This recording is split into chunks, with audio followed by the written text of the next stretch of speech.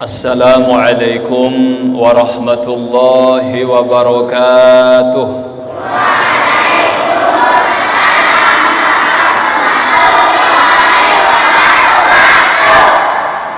Bismillahirrahmanirrahim. Bismillah, masyaallah, la yasuqul khaira illallah. Bismillah, masyaallah, la yasriqu su'a illallah. Bismillah, masyaallah, ma kana min ni'matin faminallah. Bismillah, masyaallah, la hawla wa la quwwata illa billahil aliyyil azim. Alhamdulillah, syukru bil lisan, syukru bil janan, syukru bil arkan. Allahumma salli ala sayyidina Muhammadin al-fatihi lima ughliq wal khatimi lima sabaq nasiril haqqi bil haqqi wal hadi ila siratikal mustaqim wa ala alihi haqqa qadrihi wa miqdarihil azim. Amma ba'd. Yang dewek titiang hormati, muliakan dani-dani para penglingsir, para tokoh agama, tokoh masyarakat, para asatiz, wabil khusus sebagai wasilah tiang bisa bersilaturahim li harapan pelunggu sami malam niki Kanda Haji Sudirman, Kanda Haji Masyhuri, Ustadz Hasim, dan yang dewek di tiang hormati muliakan mami nini tiang, ayahanda ibunda tiang, sanak bije, para santri, para tulab dari TPQ searah ele dusun Nenggung, desa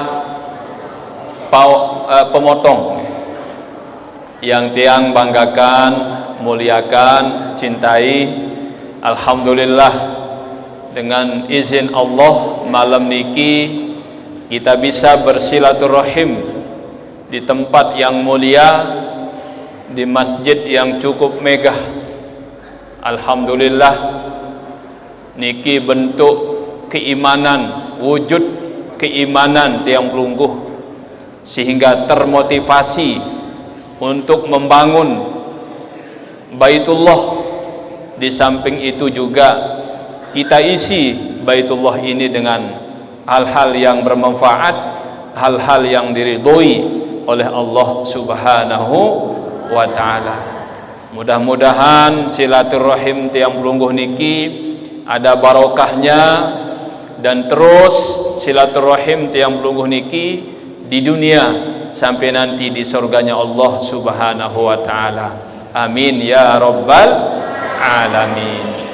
Mari kita bersolawat, Allahumma salli ala sayyidina Muhammad wa ala ali sayyidina Muhammad. Sallallahu ala Muhammad, sallallahu alaihi wasallam, sallallahu ala Muhammad, sallallahu alaihi wasallam. Ya Nabi salam alaika, ya Rasul salam alaika, ya Habib salam alaika, salawatullah alaika. Amin ya rabbal hadirin wal hadirat rahimakumullah. Malam niki, waktu niki, di tempat yang mulia niki, kita masuk dalam waktu yang disebut oleh para salafus soleh adalah sirrul asror. Ada rahasia-rahasia Allah yang luar biasa. Di antaranya adalah ma bainal maghrib wal isya, waktu antara maghrib dengan isya. Di samping tiang pelungguh bersilaturahim, menghidupkan sunnah Rasulullah sallallahu alaihi wasallam, dan keutamaan silaturahim diantaranya adalah min kanzil jannah, bagian dari gudang-gudang surga. Tiang pelungguh juga berniat iktikaf di masjid, beriktikaf di masjid agar terlatih hati tiang pelungguh bergantung kepada masjid. Hati tiang pelungguh selalu terkait dengan masjid. Siapapun di antara tiang pelungguh, hati tiang pelungguh terkait dengan masjid, pasti dimuliakan oleh Allah Subhanahu. Teringat waktu kita baca kisah Isra Mi'raj dalam kitab Dardir, Rasulullah sallallahu alaihi wasallam ketika sampai di arasnya Allah Subhanahu wa taala, sebuah planet yang luar biasa besarnya di luar angkasa tiang pelungguh. Di samping di situ ada planet Aras, ada planet Baitul Ma'mur, ada planet Sidratul Muntaha, ada planet surga, ada planet neraka. Rasulullah bertemu dengan arasnya Allah Subhanahu wa ta'ala. Beliau cerminan seorang hamba sedang terbenam dalam nur arasnya Allah Subhanahu wa ta'ala. Beliau heran, ini siapa sampai terbenam dalam nur arasnya Allah Subhanahu wa ta'ala. Sampai beliau bertanya, man hadza amalakun, qila la, anabiyun, qila la. Ini siapa yang begitu mulia sampai terbenam dalam nur arasnya Allah? Beliau bertanya, apakah ini malaikat? Dijawab, ini bukan malaikat. Apakah ini nabi? Dijawab, ini bukan nabi. Ini manusia biasa, bukan malaikat, bukan nabi, tapi salah satu amalannya adalah wa qalbuhu mu'allakum bil masajid, hatinya selalu terkait dengan masjid. Maka tiang pelungguh tidak boleh jauh dari masjid, dan disitulah ketenangan hati tiang pelungguh. Bagi orang yang beriman, begitu masuk ke masjid hatinya tenang, bukan seperti yang disampaikan oleh Panji Gumilang, tempat orang-orang galuh, orang susah. Ini sesat dan menyesatkan. Masa dituduh seperti, masa umat Islam seperti itu ucapannya? Belum lagi apa yang disampaikan, ini sangat bertentangan dengan ajaran Ahlus Sunnah wal Jamaah. Tapi alhamdulillah kemarin, karena kita juga lihat demo-demo umat Islam, dan itu aspirasi dari umat, dari masyarakat, tiang di Komite 1 kemarin undang Pak Menko Polhukam, Pak Mahfud MD, agar aspirasi masyarakat ini ditindaklanjuti, agar ini diproses. Kemudian dari pemerintah sudah berjanji untuk menyelesaikan secara administrasi, dan selanjutnya diserahkan ke Barisskrim. Nah, ini perlu juga menjadi perhatian kita, jangan sampai ini terulang. Apalagi kalau kita lihat di pondok pesantren Az-Zaitun itu, ketika Panji Gumilang menyampaikan ceramahnya di sana, sepertinya sudah mengarah kepada agama lain. Salah satu contoh ketika menyampaikan surat Al-Maidah ayat 47, seenaknya dia menafsirkan ayat tersebut, semau-maunya.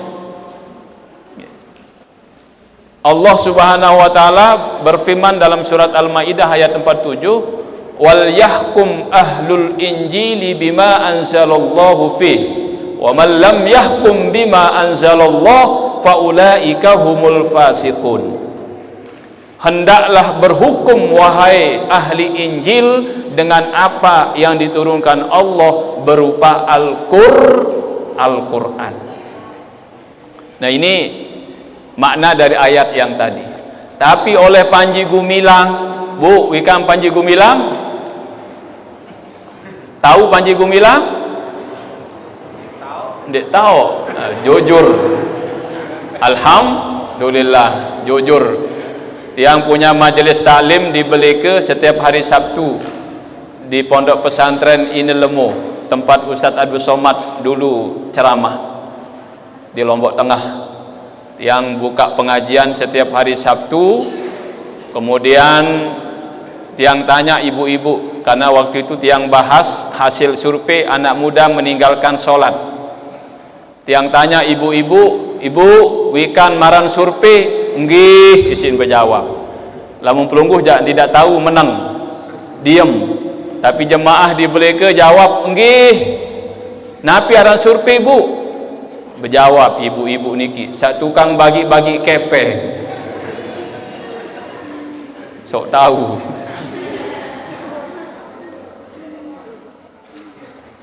Jadi Panji Gumilang ini menyampaikan ceramahnya di depan jemaahnya di pesantren Az-Zaitun itu, kalimat ahlu, maaf, dalam ilmu nahu sorob, dalam ilmu nahu ahlu itu bentuknya adalah fa'il, tapi oleh Panji Gumilang kalimat ahlu dibaca ahla. Tentu ini merubah makna. Nah, coba kita lihat kata wal yahkum, kalimat wal yahkum dari hakama yahkumu masuk fi'il majzum, hendaklah berhukum wahai Muhammad, fa'ilnya mustatir Muhammad, kemudian ahlu dibaca ahla menjadi maf'ulun bih. Hendaklah berhukum wahai Muhammad, hendaklah berpegang teguhlah wahai Muhammad ahlal Injil kepada ahli Injil, jadinya kepada Kristen jadinya. Ini kan bahaya, nggih? Patut dicurigai di pondok pesantren Az-Zaitun itu. Ada apa? Pantas di situ ada Saifuddin namanya ngaku ustadz di Az-Zaitun, lalu murtad jadi pendeta. Setelah itu menghina Al-Quran. Tapi sudah lari ke Amerika. Nah, kita patut curigai, jangan-jangan di situ ada misi-misi tertentu untuk menghancurkan Islam melalui pondok pesantren. Karena hasil penelitian kekuatan Islam di Indonesia ini adalah keberadaan pondok pesantren dan majelis-majelis ilmu, TFQ, TPA ini. Maka mereka berusaha ingin menghancurkan Islam lewat pondok pesantren. Memang pada awalnya pondok pesantren Az-Zaitun ini bagus, sesuai dengan Ahlussunnah wal Jamaah, untuk menarik umat Islam mungkin, supaya tertarik menyerahkan anaknya, putra putrinya ke pondok pesantren. Tapi lama kelamaan pengakuan santri yang pernah belajar di sana menyimpang dari kebenaran. Makanya harus hati-hati tiang pelungguh kalau serahkan bidadari ke pondok pesantren. Nah, ini tantangan-tantangan tiang pelungguh saat ini. Belum lagi tantangan-tantangan kita di luar negeri. Ada ditemukan membakar Al-Quran di Swedia. Tapi kemarin juga DPD RI dalam sidang paripurna meminta kepada pemerintah Republik Indonesia untuk bertindak tegas kepada pemerintah Swedia. Jangan dibiarkan seperti itu. Mari kita hormati keyakinan masing-masing. Mereka ingin memadamkan cahaya Allah, mereka ingin memadamkan cahaya Al-Quran, tapi mereka tidak akan mampu. Miliaran manusia bersatu ingin memadamkan cahaya Allah, mereka tidak akan mampu menghapus Al-Quran di bumi ini. Sebab apa? Hanya satu-satunya kitab suci yang dijaga kemurniannya oleh Allah Subhanahu wa ta'ala. Dulu ketika Inggris menjajah India, kemarin ada pertemuan ulama di Masjid Agung Peraya, pertemuan umat Islam sekitar belasan ribu se-NTB, dan juga ada utusan dari NTT. Ada para masyayikh datang dan beliau menyampaikan dulu di India salah satu program penjajah Inggris memerintahkan agar seluruh Al-Quran yang ada di India harus dibakar, karena ini yang akan menghalangi program-program dalam penjajahan Inggris. Harus Al-Quran dibakar semuanya. Kemudian ada salah seorang, satu kelompok rombongan yang diperintahkan masuk ke dusun, ke pelosok. Di situ menemukan masjid. Di dalam masjid itu ada orang tua buta, tapi sedang mengajarkan Al-Quran. Sedang mengajarkan Al-Quran.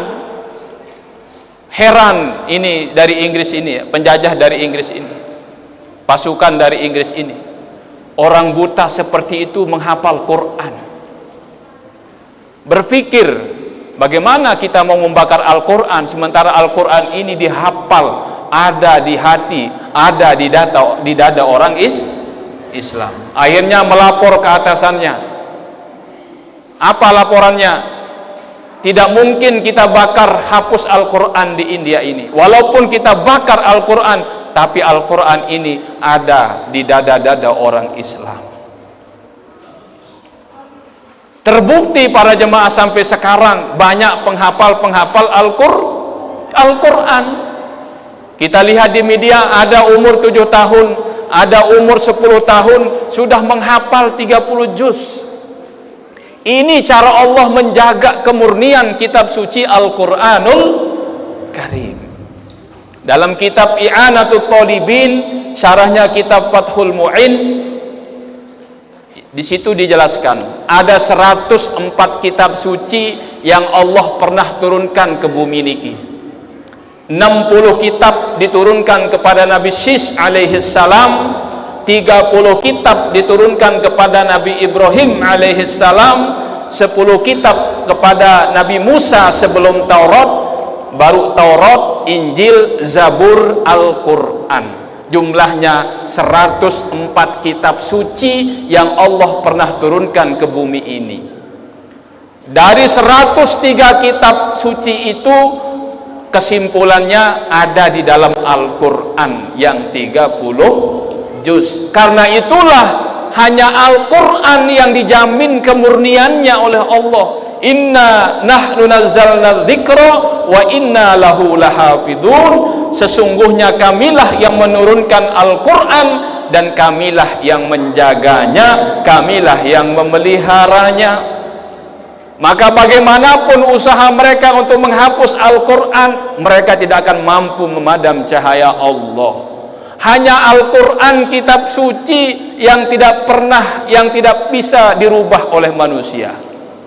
Miliaran manusia bergabung untuk merubah Al-Quran, mereka tidak akan mampu merubah. Usaha-usaha mereka dari dulu untuk merubah Al-Quran, mereka tidak akan mampu, karena dijamin kemurniannya oleh Allah. Bahasanya tidak pernah berubah dari dulu sampai akhir zaman. Maka hanya satu-satunya kitab suci yang bisa dilombakan sampai tingkat internasional. Tidak ada kitab yang lain. Hanya Al-Quran yang bisa musabaqah tahfizul Quran.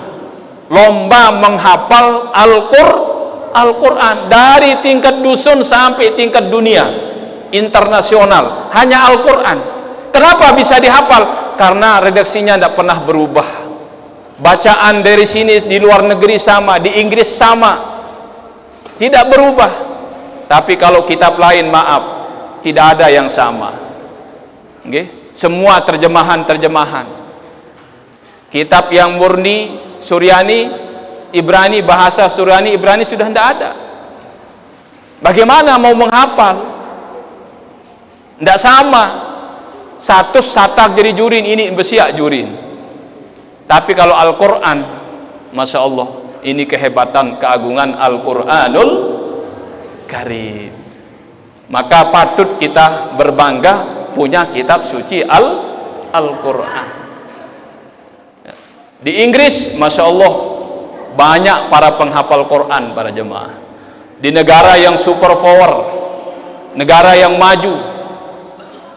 Dulu Tiang sempat studi referensi ke Inggris 2 kali ke sana. Tiang begitu turun nyampe di Inggris, diceritakan baru-baru ini terpilih wali kotanya adalah Muslim. Ada satu kota namanya kota Woking di Inggris, baru-baru ini terpilih wali kotanya Muslim. Tiang merasa bangga, ternyata di negara yang super power di Inggris ada wali kota Muslim. Tiang berdoa supaya bisa bertemu dengan beliau, ternyata Masya Allah dengan mudah saya dipertemukan dengan beliau. Tiang langsung bertemu dengan beliau, waktu itu belum dilantik. Tiang salaman, saling berpelukan, banyak pesan-pesan yang beliau sampaikan tentang perjuangan dalam Islam. Kemudian Tiang diajak berziarah ke makam Muslim di Inggris, di Woking. Lalu Tiang diajak ziarah ke masjid yang dulunya dibangun kecil tahun 90. Kita tahun 98, 90 berapa nih Kiki? 89. Hanya bisa menampung sekitar 30 jemaah. Masih diabadikan masjid. Tapi kata beliau, karena begitu pesat perkembangan Islamnya di Inggris, alhamdulillah masjid ini bisa kita besarkan sekarang sebagaimana yang saudara lihat katanya. Masjid niki bisa menyampung 3.000 jemaah. Begitu pesat perkembangan Islam, dan imamnya itu harus menghafal Quran 30 juz. Saf pertama di belakang imam itu juga penghafal Quran 30 juz. Ini di Inggris. Lamun di niki ada pira juz hafal?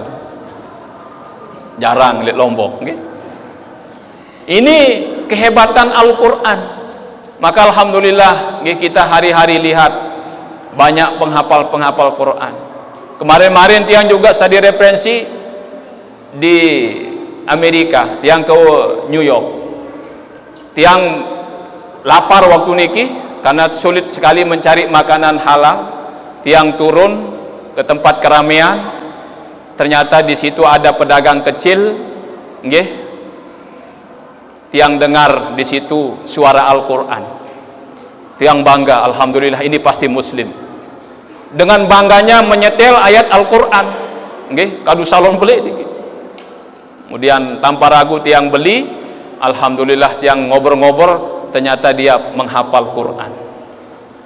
Nah, ini kebanggaan kita para jemaah. Ini kehebatan Al-Quran. Generasi Tiang Pelungguh alhamdulillah makin niki sedang belajar Al-Quran. Kita doakan mudah-mudahan juga termasuk penghafal Quran. Nggih, insyaallah nanti Tiang juga kirimkan Al-Quran. Tadi tidak sempat Tiang bawa karena Tiang keliling dari tadi pagi, nggih, di beberapa tempat. Insyaallah nanti kita kirimkan 2 dus Al-Quran untuk TPQ niki. Hadirin wal hadirat rahimakumullah. Jadi kembali Tiang Pelungguh makin niki ada di masjid, kita memuliakan masjid, pasti Allah memuliakan kita. Kenapa para jemaah? Karena masjid niki adalah Baitullah, rumahnya Allah Subhanahu wa ta'ala. Coba Ka'bah. Ka'bah itu apa namanya? Siapa yang bisa ini anak-anak? Nama lain dari Ka'bah apa? Ada yang bisa? Anak-anak kecil? Nama lain dari Ka'bah apa? Mekah. Oh. Tempatnya di Mekah, tapi bagus itu, punya mental ya. Punya mental untuk menjawab ya. Coba maju lagi. Yang kecil.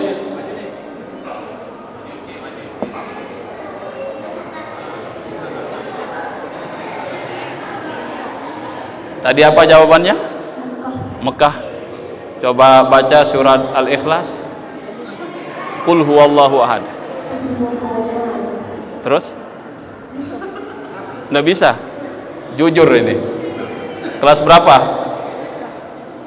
Tapi mentalnya bagus, nggih. Ini termasuk apa namanya, berpotensi, nggih. Terus belajar, nggih. Ini hadiah ini.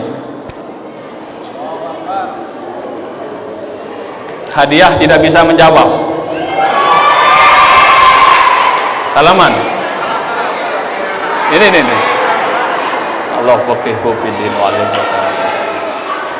Yang bisa anak kecil, nama lain dari Ka'bah apa? Angkat tangan. Nama lain dari Ka'bah?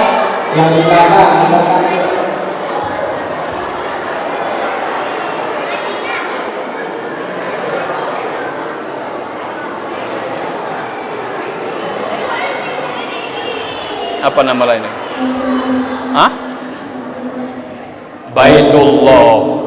Nama lain dari Ka'bah adalah bait, rumahnya Allah Subhanahu wa taala. Ini karena bisa hadiahnya merah ya.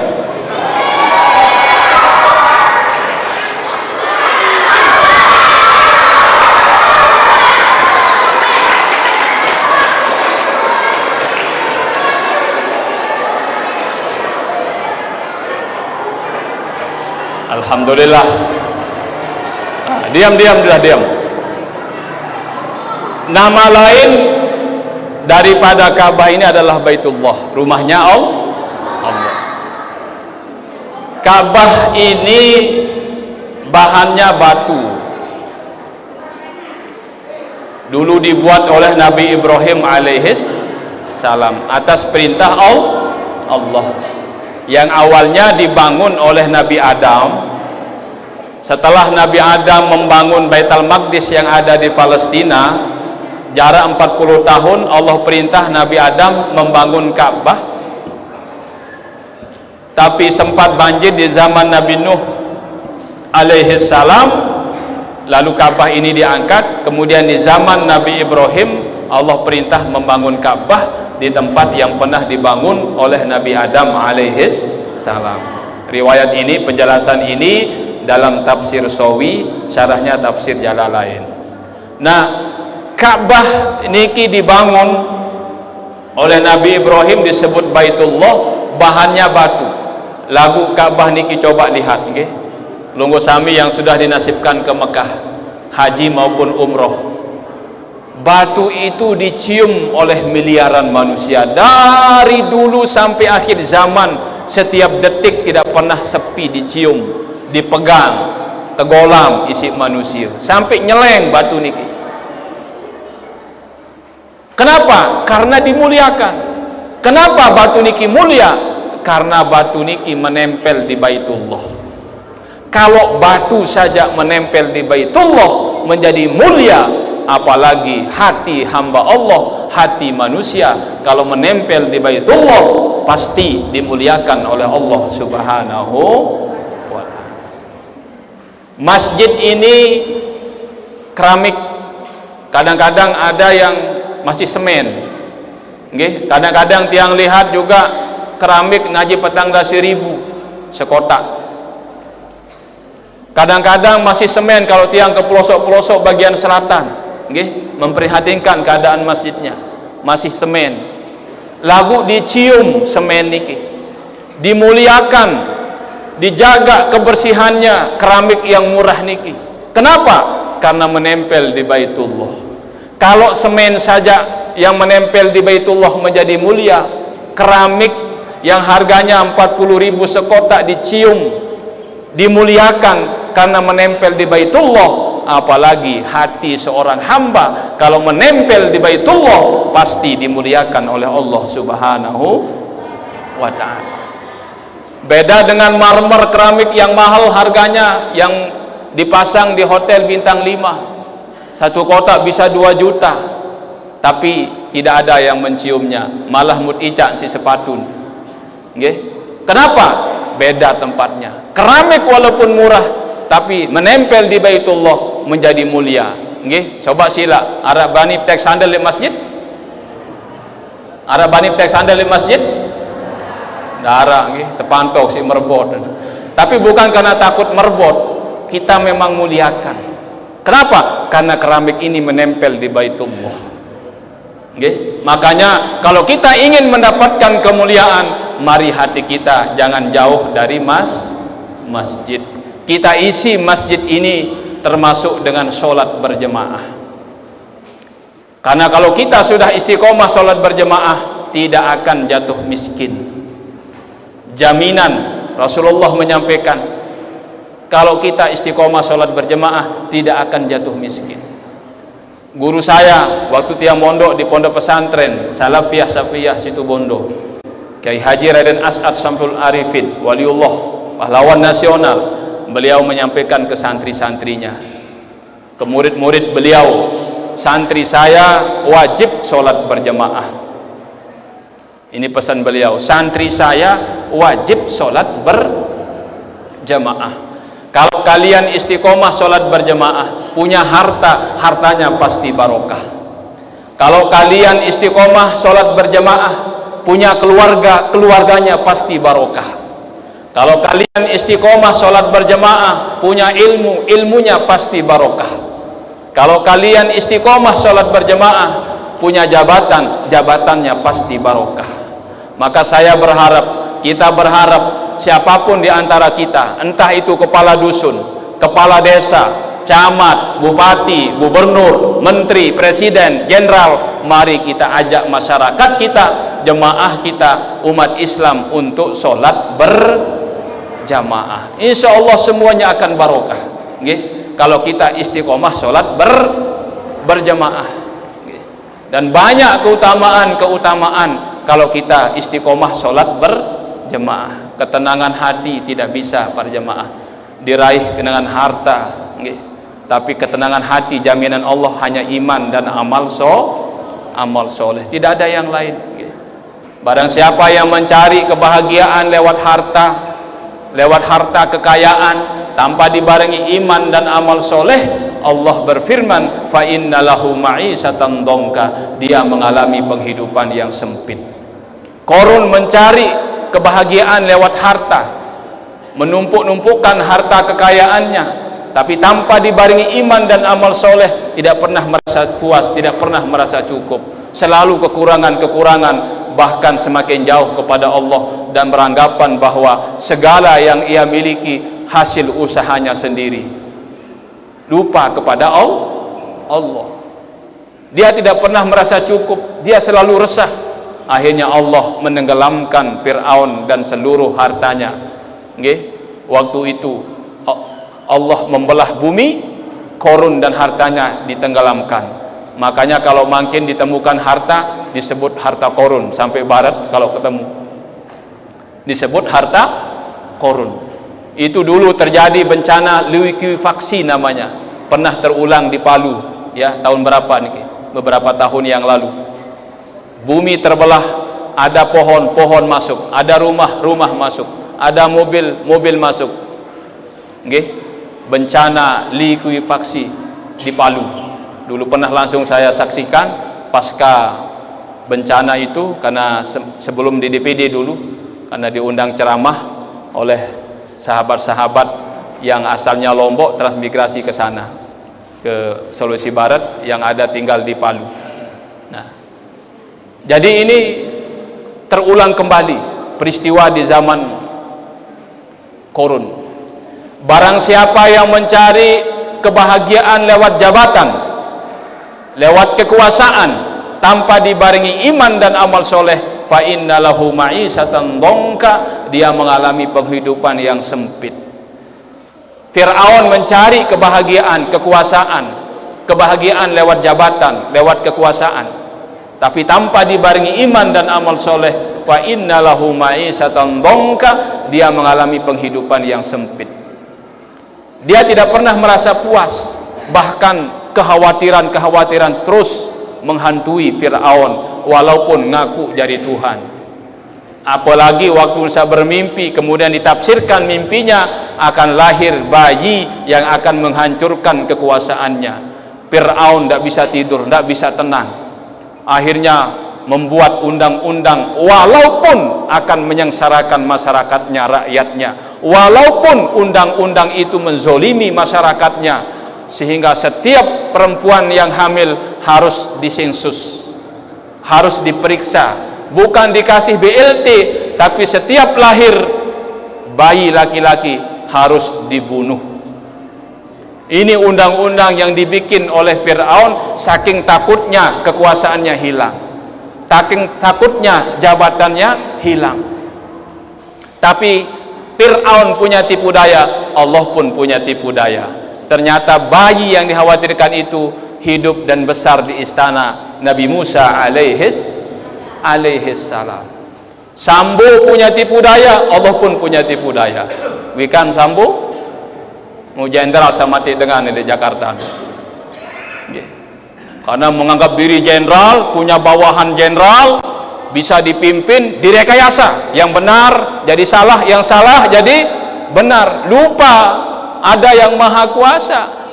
Ternyata terungkap siapa yang salah, siapa yang benar. Ini Sambo. Lagu Dendek Padang polisi selaput Sambo. Ini setiap polisi liwat Sambo. Belum tentu, karena polisi juga banyak yang baik, yang amanah, yang soleh juga banyak. Nah, Fir'aun punya tipu daya, Allah pun punya tipu daya. Ternyata Fir'aun dihancurkan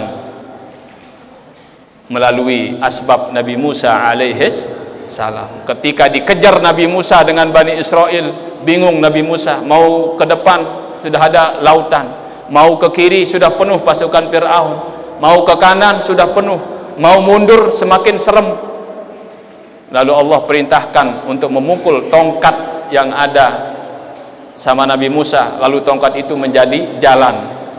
Lalu Nabi Musa ke tengah laut, lagu milun pasukan Fir'aun pelai jok tengah. Tapi Allah perintahkan kembali untuk memukul dengan tongkatnya, hilang jalan niki, langsung Fir'aun dan seluruh tentaranya ditenggelamkan oleh Allah Subhanahu wa ta'ala. Saat itu Allah berfirman, fal yauma nunajjika bi badanika litakuna liman khalfaka ayah. Pada hari ini aku awetkan jasadmu wahai Fir'aun sebagai pelajaran bagi umat yang akan datang. Jangan sombong, jangan angkuh seperti Fir'aun ketika diamanahkan jabatan. Konon dalam tafsir, ketika terdampar jasadnya Fir'aun di pinggir pantai, dimumikan, lalu masih utuh sampai sekarang, ada di museum Mesir. Pernah lihat? Bu pernah lihat? Bapak pernah lihat? Paden, tiang coba hanya lihat di media saja, tapi cita-cita teman yang belajar di Mesir yang sudah lihat langsung. Dan waktu saya dulu belajar di Madinah tahun 2008, tiang baca koran Ukos, koran terkemuka milik Madinah, di situ terlihat ada gambar Fir'aun di museum Mesir. Saya baca ke bawah, waktu itu pemerintah Jerman ingin membeli bulu yang ada di kepala Fir'aun dengan jutaan euro. Kita tidak tahu apa alasannya Jerman ingin membeli itu, tapi ini bukti 15 abad yang lalu Allah berfirman, pada hari ini aku awetkan jasadmu wahai Fir'aun sebagai pelajaran bagi umat yang akan datang. Jangan sombong, jangan angkuh seperti Fir'aun. Nah, hadirin wal hadirat rahimakumullah, karena waktu Isya sudah ada, bahkan sudah lewat 3 menit niki, yang tidak bisa lama-lama. Insyaallah lain kali kita lanjutkan silaturahim tiang pelungguh. Mudah-mudahan ada manfaatnya, ada barokahnya. Dan tiang juga sebagai wakil pelungguh sami mohon doa supaya tiang juga konsisten dalam menyampaikan kebenaran, dalam menyampaikan aspirasi masyarakat, karena ini adalah tanggung jawab kita semua, demi kebaikan, kemaslahatan dan keutuhan negara kesatuan Republik Indonesia. Amin ya rabbal alamin. Ampura agung sinampura. Wassalamualaikum warahmatullahi wabarakatuh.